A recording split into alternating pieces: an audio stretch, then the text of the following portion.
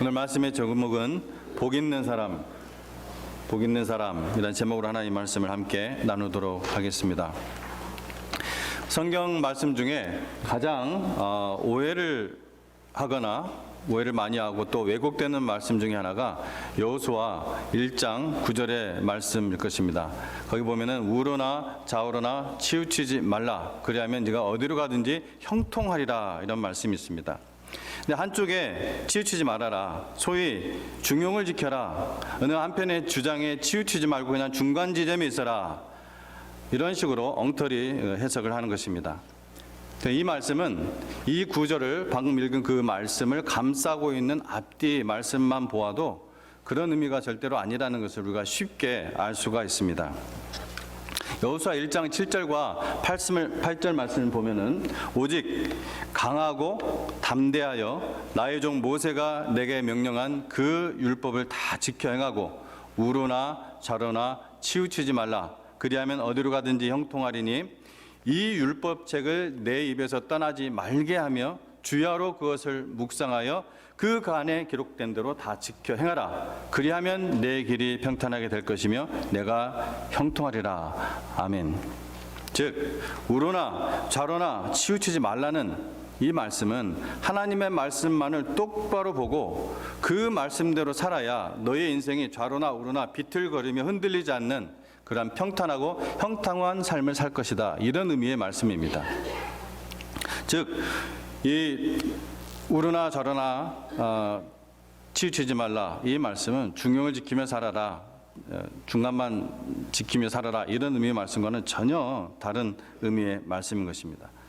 뉴에이지 사상과 또 과학 지상주의가 신이 되어버린 현 시대에 성경이 가장 많은 공격과 조롱거리가 되는 이유는 세상으로부터 예수님만이 구원을 주시는 유일한 분이라고 가르치기 때문에 그렇습니다. 만일 성경에서 예수님도 구원을 주시고 석가도 무하마드도 또 다른 모든 종교에서도 구원을 준다, 잘만 믿으면 열심히만 믿으면 다 구원을 받는다, 이렇게 다른 종교들처럼 가르친다면 이런 공격을 받지 않을 거예요. 근데 예수님은요 스스로 말씀하시기를 오직 자신만이 구원을 주시는 유일한 길, 유일한 진리, 유일한 생명이라고 말씀을 하셨어요. 그러니까 성경은 여러분 매우 극단적인 책입니다. 매우 라디컬한 책이에요. 흔히 말하는 흑백 논리, 양자택일의 관점으로 가득 차 있습니다. 예수님이 실제로 이것을 직접 여러 번 선포하셨어요. 인생의 길은 멸망의 길, 생명의 길, 그 두 길밖에 없습니다. 중간의 길이 없어요. 멸망으로 인도하는 분은 크고 그 길이 넓어서 그리로 들어가는 자가 많다. 생명으로 인도하는 분은 좁고 그 길이 협착해서 찾는 자가 적다. 아름다운 열매를 맺는 나무는 좋은 나무이고 나쁜 열매를 맺는 나무는 나쁜 나무다. 아름다운 열매를 맺지 아니하는 나무마다 찍혀서 불에 던져진다. 또 말씀을 듣고 준행하는 자는 반석 위에 집을 지은 지혜로운 사람이고 듣고도 행하지 아니하는 자는 모래 위에 집을 지은 어리석은 자다. 찾으려면 수없이 많습니다. 시편을 읽었던 1편의 이 말씀도 이런 극단에 있는 말씀이에요. 본문 말씀을 통해서 우리가 복 있는 사람과 그 다음에 악인이 어떻게 극명하게 대조되는지 우리가 오늘 살펴볼 것입니다. 여러분 현재 지구상 인구가 몇 명 정도 되는지 아십니까? 잘 모르시죠? 그 카운트하면서 사는 게 아니니까. 2022년 11월 기준으로 약 80억 명입니다. 저는 준 줄 알았는데 한 70억 명에서 좀 줄었을 거다 생각했는데 2022년 11월 기준으로 80억 명이에요. 인류 역사상 수많은 사람들이 살다가 또 수많은 사람들이 죽었습니다. 지금도 다양한 문화 속에서 다양한 사람들이 오고 가고 살다가 죽습니다. 근데 그들은 영원한 관점에서 보면은 딱 둘 중에 하나의 길을 가고 있습니다. 영원한 생명의 길 아니면 영원한 멸망의 길. 그 두 길밖에 없습니다. 오늘 제가 이 말을 자주 할 텐데요. 여러분에게 반복적으로 할 텐데요. 여러분, 복은 하나님이 주시는 것입니다. 복은 하나님이 주시는 거예요. 악인들과 죄인들이 부와 그 권력과 형통을 보고서, 그렇잖아요. 지금 악인들과 그 죄인들이 많은 부와 권력, 이런 형통을 누리는 것처럼 보이잖아요. 그런 걸 보면서 복은 하나님이 주시는 것이 아니라 자기의 능력이나 수완이나 또 운이 따라 하는 것이라고 생각하시는 분이 혹시 이 자리에 계십니까? 이 질문을 할 때 만일 그 가슴속에 어떤 덜컹거림이 있었다면은 그건 아마 생각을 조금이라도 그렇게 했던 분일 거예요. 우리가 육신이 생명이 있는 동안 서로 그런 모든 것을 가졌다고 하더라도 우리가 죄로 말미암아 영원한 형벌 속에서 구원받지 못한다면은 그것이 복입니까? 그것이 과연 복이에요? 그래서 하룻밤의 꿈, 한순간에 신기루보다 못 미치는 것입니다. 더군다나 하나님의 선한 방법으로 얻지 못한 이런 부와 권력은 사람을 어떻게 만드느냐? 그 사람을 교만과 자만에 빠지게 만들어요. 그래서 점점 마치 늪에 빠지듯이 영적 소경이 되게 한다는 것입니다. 예수님께서 왜 낙타가 바늘귀에 들어가는 것보다 부자가 천국에 들어가는 것이, 하나님 나라에 들어가는 것이 더 어렵다, 이렇게 말씀하셨겠습니까? 낙타가 바늘귀로 들어가는 것이 부자가 하나님 나라에 들어가는 것보다 쉽다고 말씀을 하셨어요. 그리고 오늘 시인은 왜 악인들이 그렇지 아니하며 오직 바람에 나는 겨와 같도다. 그러므로 악인들은 심판을 견디지 못하며 죄인들이 의인들의 모임에 들지 못하리로다, 이렇게 말씀하십니까? 여러분, 복은 하나님께서 주십니다. 하나님이 주시는 복, 이것은 상황과 환경에 상관없는 그러한 샬롬과 영생과 그다음에 충만한 그러한 기쁨입니다. 경험하고 계십니까? 저는 이 복을 사모합니다. 이 복은 부족함이 없고 끝이 없고 흙수저도 없고 금수저도 없습니다. 여러분, 이 복을 여러분 사모합시다. 그럼 복 있는 사람은 어떤 사람일까요? 오늘 시인은 복 있는 사람이 되기 위해서 먼저 하지 말아야 할 것에 대해서 얘기를 하고 있습니다.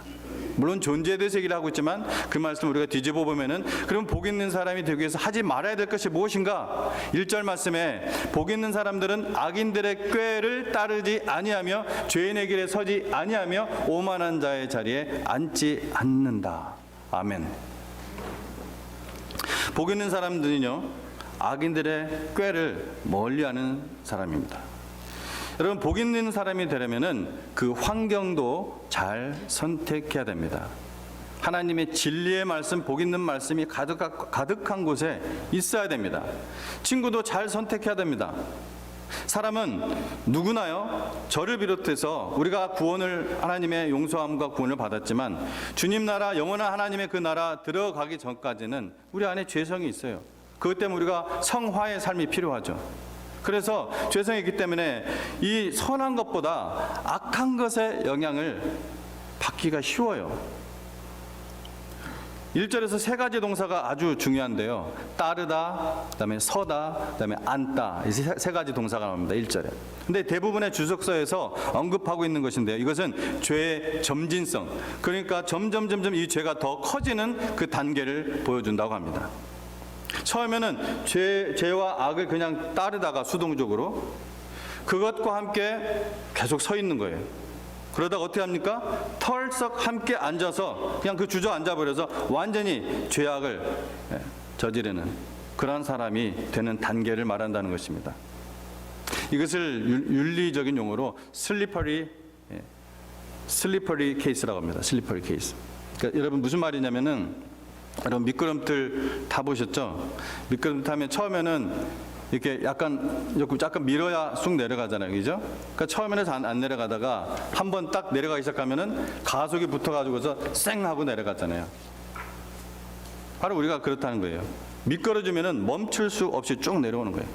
우리가 죄와 악을 가까이 하는 것이 그렇다는 것입니다. 여러분, 처음에 나쁜 일을 하려고 합니다. 그러면은 어떻게 해야 되나요? 가슴이 막 쿵쾅쿵쾅 거리고, 처음 나쁜 일을 하는 거니까, 그죠? 쿵쾅거리고 손이 바들바들 떨리고 막 숨이 막 가쁘고. 여러분한테 이것이 뭐 자연스러웠습니까? 그런 거 할 때 처음부터 그냥 자연스럽게 그런 일들을 저지르지는 않았을 거예요. 근데 그것을 한 번, 두 번 반복하다 보면은 그런 죄를 짓는 일이 익숙하고 무뎌져요. 뭐 쿵쾅거리지도 않고, 심지어 어떤 거는 약간의 스릴도 느끼는 거예요. 이 죄가 이제 습관화돼서 죄로부터 멀어지기가 어렵게 되는 것입니다. 죄와 악이 여러분 그래서 무서운 거예요. 그래서 어떻게 된다고요? 처음부터 죄악에 가까이에서는 안 됩니다. 처음부터. 지난 수요일이 무슨 날이었죠? 미국에 사시니까 3.1절, 그죠?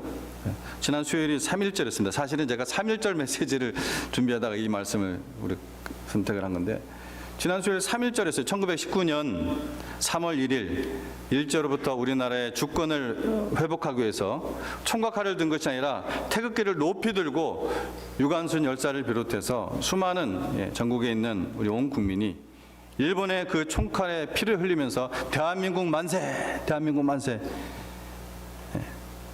이게 3월 1일부터 4월 30일까지 그랬다고 그래요. 그렇게 외치기 시작했던 첫날이었습니다. 자, 그런데 그럼에도 불구하고 일제시대 때 많은 지식인들, 뭐 많다고 하면 좀 그렇겠지만 어쨌든 지식인들, 지도자들이 일제 말기에 친일행각을 했습니다. 이유가 무엇이었습니까? 악인들의 그 비겁한 생각에서부터 시작된 거예요.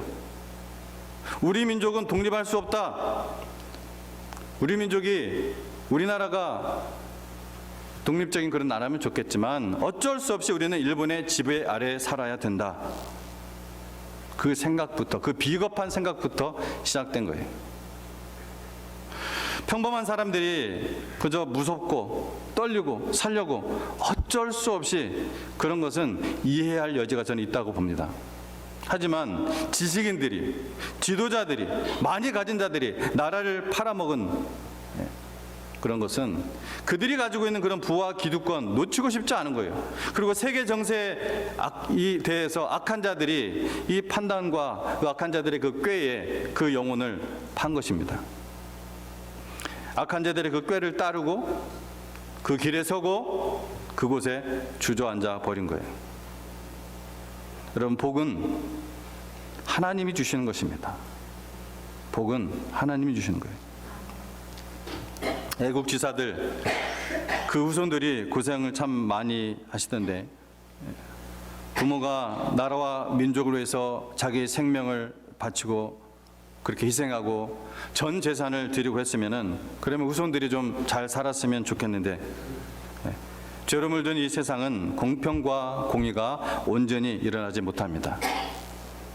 그렇게 후손들이 고생하는 걸 보고 다 쓸데없는 일이야, 결국은 실속 있게 살아야 돼, 이렇게 생각한다면은 그 생각은 본인의 자유고 그 행동도 본인의 자유겠지만은 그것은 악인의 꾀를 따르는 것입니다. 악인. 오늘 하나님은 그들의 안개와 같은 인생이 끝난 뒤에 반드시 하실 일에 대해서 이렇게 말씀하십니다. 5절에 그러므로 악인들은 심판을 견디지 못하며 죄인들이 의인들의 모임에 들지 못하리로다.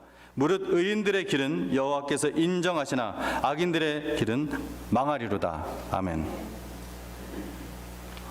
시인은 이어서 복 있는 사람이 되기 위해서 해야 되는 것에 대해서 말씀합니다. 복 있는 사람이 되기 위해서 해야 되는 것. 오직 여호와의 율법을 즐거워하여 그것을 주야로 묵상하는 자로다. 여러분, 뭘 안 하기만 한다고 해서 복 있는 사람이 될 수는 없죠. 복 있는 사람은 하나님의 말씀을 공부하고 그 말씀 안에서 즐거워하고 그 말씀대로 살아가는 자가 복 있는 자입니다. 우리 교회에서 올해부터 제자훈련 교재들이 몇 권 있는데, 제자훈련 교재 중 하나로 제가 선택한 것이 한 책이 있는데, 그리스도인이 꼭 알아야 할 12가지라는 책이 있습니다. 존 맥아더 목사님이 지은 그레이스 처치를 세우면서 지금까지도 여전히 사용하고 있는 그 교재인데, 그 교재 속에서 이런 언급을 하고 있습니다. 이 점은 정말 실제적이다. 비참한 사람을 만나면 맨 먼저 오늘 성경을 공부하셨습니까? 라고 질문해보라. 이 단순한 질문이 그들의 문제에 대한 답이니 말이다. 그리고서 오늘 우리 본문 시편 1절 2절 오늘 읽었던 그 말씀을 인용한 뒤에 이렇게 말을 맺습니다. 다시 말해 행복한 사람은 성경을 공부하는 사람인 것이다. 나가도 목사님의 이 진술은 저의 마음을 그대로 대변해 주는 말입니다. 저의 삶의 경험을 그대로 대변해 주는 말씀입니다. 시편 119편은 성경에서 가장 긴 장이에요. 이 176절에서 걸쳐 하나님의 말씀에 대한 이 시편 기자의 자세를 보여줍니다. 그는 하나님의 말씀을 사모하고 갈구하고 있으며 그것이 꿀과 같이 달다고 말을 하고 있습니다. 말씀을 알기 원하고 묵상하기 원하고 순종하기 원합니다. 그런데 그가 그렇게 말씀을 사모한 이유는 무엇일까요? 복 있는 사람은 왜 그렇게 여호와의 율법을, 하나님의 말씀을 즐거워하는 것일까요? 그것이 다른 누구의 말도 아닌 하나님의 말씀이기 때문입니다. 이게 무슨 말입니까? 시편 119편에는 여러분 우리나라 성경에 주 혹은 주님의, 주의, 이게 주라고 번역된 단어가 200번 이상이 등장합니다. 119편 하나에. 근데 이 말을, 주라고 번역된 이 말을 성경 원어로 보면은 다 제가 카운트는 못했어요. 근데 거의 다 정말 다라고 할 정도로 몇 개는 발견했어요. 주가 아니라 당신입니다. 당신이에요. 그래서 이것을 영어 성경으로 보면은 you 혹은 you어로 되어 있어요. 주가 아니라. 그럼 이것은 무엇을 의미하는가? 이것은 무엇을 의미하는가? 하나님은 제 3자로 계신 하나님이 아니라는 것입니다. 나와 멀리 계신 분이 아니라 가까이 계시는 하나님. 얼마나 여러분 시편 119편을 읽을 때 하나님과 아주 친밀한 그러한 관계 속에서 노래하는 시인지 모릅니다. 나와 매일 동행하시는 주님을 가리고 있다는 거예요. 여러분의 삶의 연장 속에서, 일터에서, 가정에서, 화장실에서, 어디서든 나와 매일 동행하시는 주님을 가리고 있다는 것입니다. 나를 창조하시고 나를 사랑하시는 분, 그리고 내가 사랑하는 하나님이기 때문에 더 알고 싶고 더 즐거워하는 거예요. 하나님에 대한 사랑이 여러분 말씀을 대하는 자세로 나타나는 것입니다. 사랑하는 사람이 무엇을 원하는지 알아가는 그 과정, 즐거운 과정입니까? 지겨운 과정입니까? 라고 말한 분들은 사랑이 뭔지 아시는 분입니다. 그것이 율법을 즐거워할 수 있는 이유입니다. 내가 사랑하는 하나님이 무엇을 원하시는지 알 수 있기 때문이에요. 어떻게 성경이 우리 인생의 즐거움이 숨겨 있을까요? 성경은 행복의 근원인 하나님이 어떤 분인지. 하나님 아세요? 물론 여러분 바이든 대통령도 아시죠? 여러분 하나님 아시냐고요? 여러분의 그 가족처럼, 가족으로서, 아버지로서. 여러분 아버지 아세요? 어머니 아세요? 하나님께서 우리에게 무엇을 원하시는지, 그리고 어떻게 살라고 하시는지 그 성경에 기록이 되어 있어요.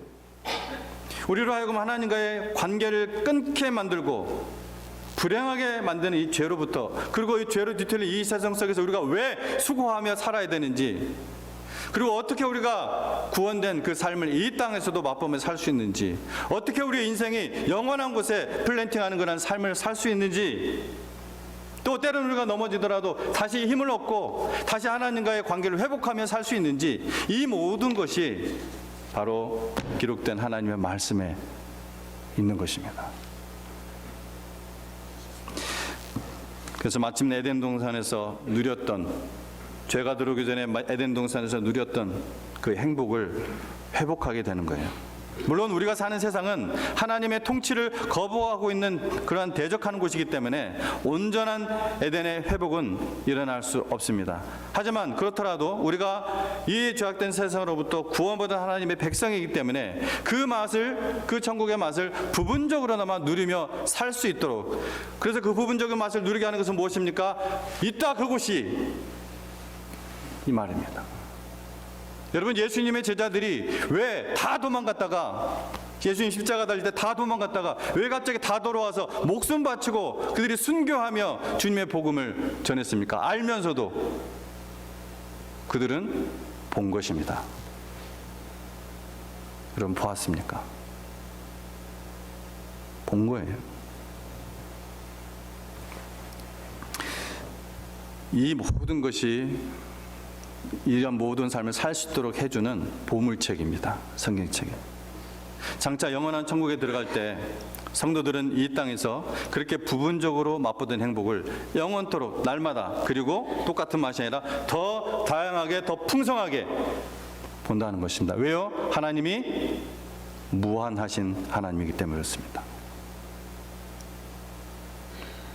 여러분, 우리가 인지하든 못하든 혹은 믿든 안 믿든 그날은, 주의 그날은 날마다 우리에게 가까이 오고 있습니다. 우리가 그분을 향해 어떤 미래를 향해 가기보다는 사실은 하나님의 그 정한 그 미래가, 주의 그 재림이 있다가 우리에게 날마다 하나님이 정한 그 날에 이르기 위해서 오고 있습니다.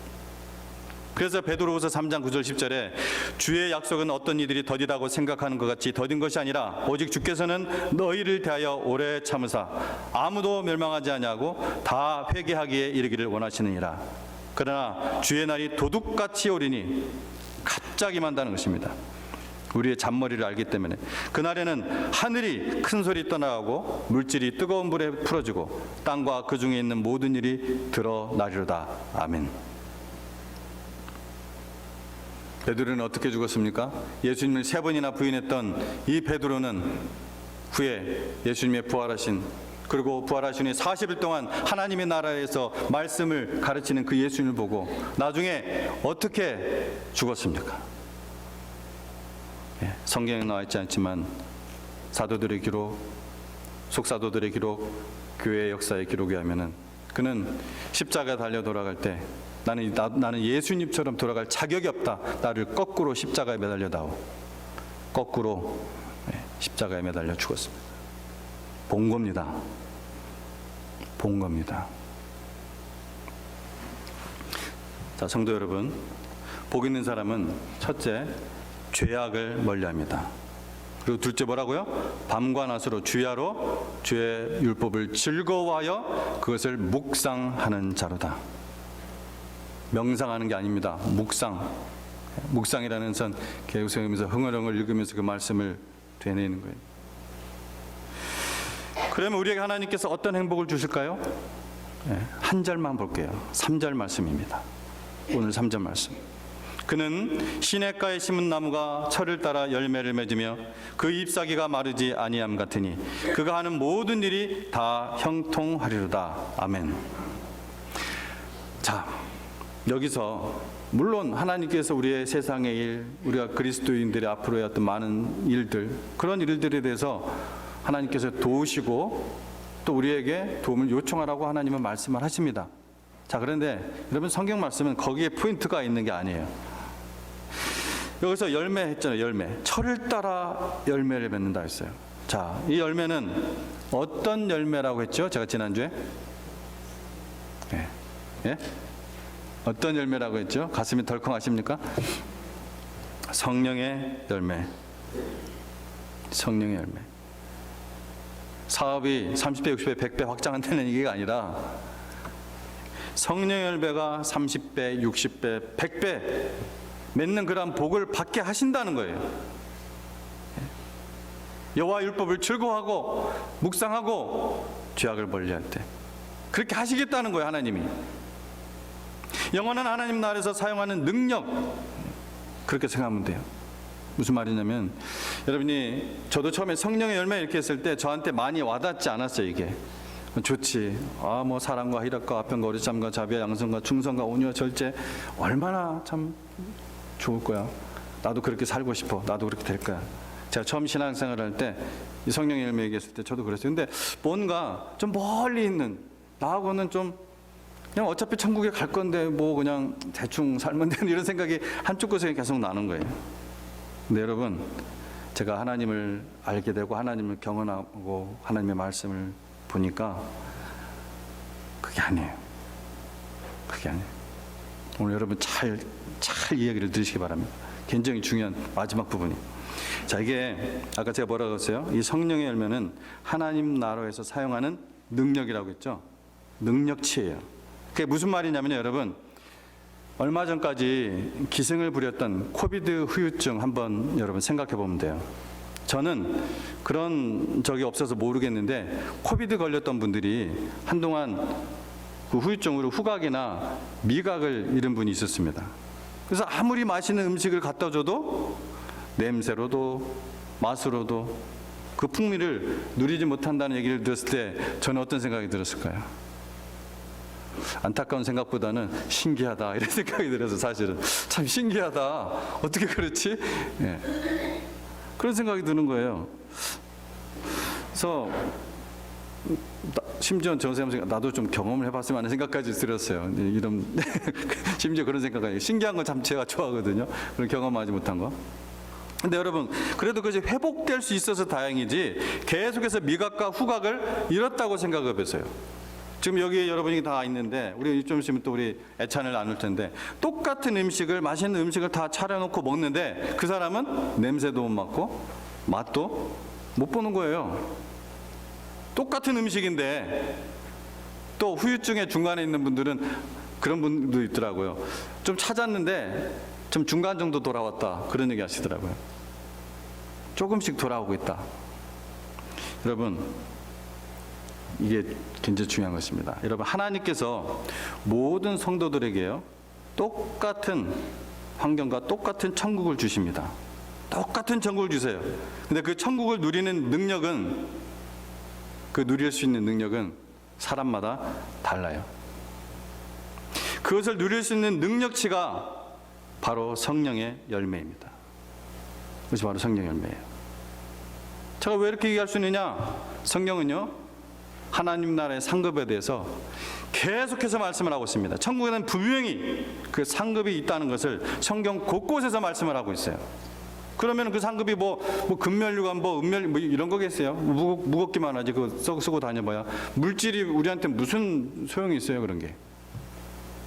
아닙니다. 물질이 아니에요. 우리 안에 성령 열매 자체가 상급이에요. 여러분 성령 열매 자체가 상급이에요. 또 그가 하는 모든 일이 다 형통하리로다 말씀했습니다. 그 복된 복으로 그렇죠? 그가 하는 모든 일이 형통하리로다 3절 말씀에 이 말씀도요 궁극적으로 하나님의 영광을 위해 하는 그 모든 일을 말하는 것이지 내가 하는 모든 일, 아무 일을 그걸 얘기하는 게 아니에요. 물론 우리는 아까도 얘기했지만 육신의 필요를 있습니다. 육신의 필요들이 있어요. 저도 필요가 있고 또 하나님께서 육신의 즐거움을 주게 하는 것도 있고 그래서 그런 것들을 느끼게도 하셨고 여러분 하나님께서 후각, 미각, 느낌 이런 거 하나도 주시지 않았다면은 맨날 홀리 스피릿 하게만 이렇게만 살도록 우리를 만들었다면은 얼마나 그 삶이 아주 그냥 단편적인 그런 삶이겠어요. 입체적이지 못하고 풍성하지 못하고. 하나님께서도 냄새 맡는다고 하셨어요. 흠향하신다. 우리 올려드리는 거를. 우리 하나님의 형상으로 창조됐다는 것은 우리가 그 모든 것을 느끼고 육신의 이런 것들을 느끼는 것은 하나님이 주신 선물이에요. 하나님께서는 우리 육신의 필요를 아십니다. 그것을 통해서 우리가 즐거움을 갖는 걸 아십니다. 하나님 아버지께서는 우리가 그것을 구하고 두드리고 찾으라 너희에게 채워주실 것이다 라고 말씀을 하십니다. 그러나 성경이 말하는 이 형통한 복, 행복은 썩어 없어질 것이 아니라 어디에 포인트가 있어요? 영원한 것에 포인트가 있어요. 영원한 것에. 저는 하늘의 복, 영원한 복, 진정한 행복을 저는 갈급합니다. 사모합니다. 여러분은 어떠세요? 여러분은 우아하게 그렇게 원하지 않습니까? 저는 원합니다. 저는 원해요.